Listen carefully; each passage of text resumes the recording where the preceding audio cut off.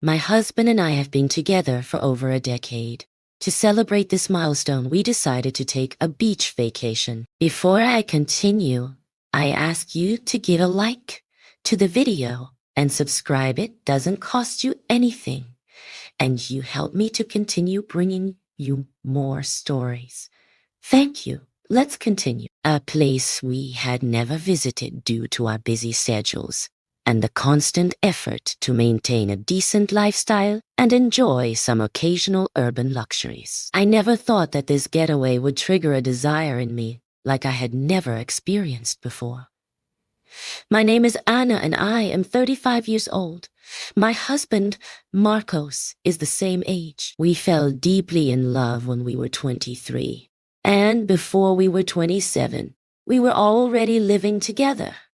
A couple of years later, we were married in a beautiful ceremony. The solution to all my problems and discomforts, and my faithful companion for life. I was sure that we would be together until the end of our days. That certainty meant there was nothing I couldn't do for him, and I knew he felt the same way about me. So the thought of either of us wanting to see the other person with someone else was something that had never crossed my mind. We were not overly jealous, but we loved each other so madly and passionately. We could not conceive of the possibility of sharing our loved one with someone else. However, as they say, in love it is not rules, but feelings. And I think that's what led Marcos to confess to me one of his greatest secrets. One afternoon, while we were enjoying a glass of wine on the terrace of our hotel, overlooking the sea, Marcos showed me a video on his phone. I can't describe my face when I saw what he was suggesting to me. The content was so vivid that I was immediately alarmed. I pushed the phone away from my face and sat down in front of him, crossing my arms. "What are you implying with this?" "Marcos," I asked seriously. "Anna, love, you must calm down first," he said, trying to get closer to me. I raised my hands, indicating that I needed space to think clearly. His arms were always my strength, the place where I could turn off my brain and concentrate only on him and the love I had for him. So being near him at that moment could dangerously influence my decision about something so important. "I'm calm," I told him, and it was true. Despite feeling confused and a little offended, I wasn't so upset that I was going to hurl offensive comments or run away. I wanted to hear what he had to say about it.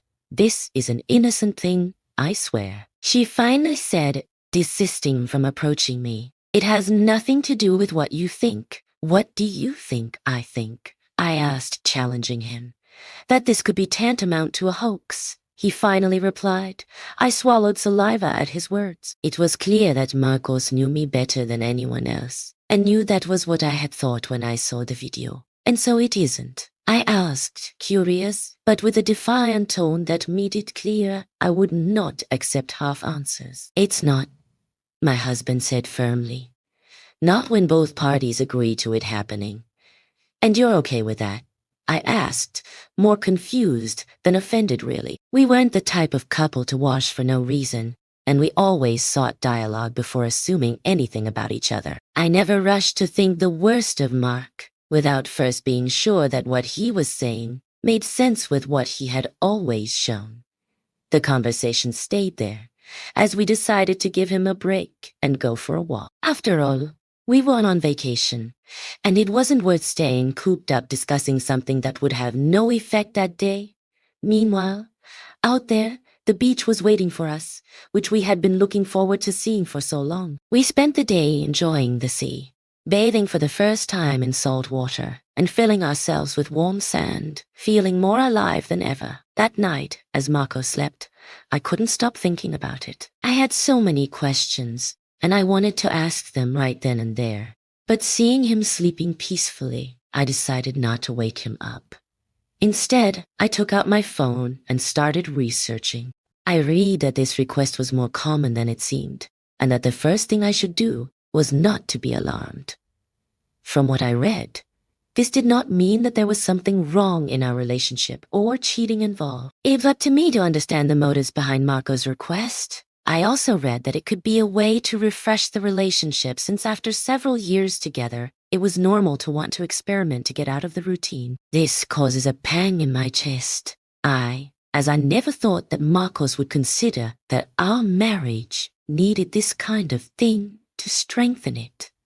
Also, I wondered if I would be willing to see my husband with other women. Could I stand it, or would I be filled with jealousy? By the time I realized it, the sun was beginning to rise on the horizon. The waves of the sea kept rocking, creating a wonderful sound that tickled my insides.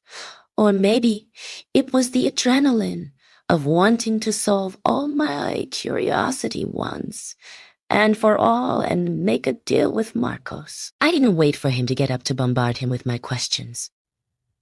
He responded diligently, albeit with a mixture of surprise and concern. The truth is, I've never considered it, he said. But if it's something you want, I'm willing to do it. Are you sure? I asked, biting my lower lip to control my nerves.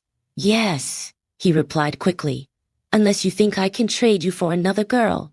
He had hit the nail on the head of an insecurity I didn't know I had. However, I was so confident in the love he had for me that was the least of it. I just didn't want to feel inferior to the others. Mark seemed to understand that, so he tried to hug me again, and this time I let myself. You know no woman will ever come up to your heels, he whispered, kissing my hair. And if it's something you want to experience too, I'll make sure the girl is to your liking. I shook my head. If we do this, it's best if we each look for our own person, I said. He nodded.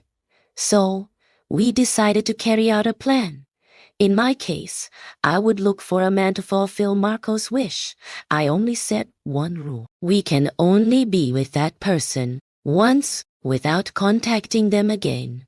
We both agreed to that rule, which was common in the stories I had read that early morning. When I first met David, I felt sorry that I would never see him again.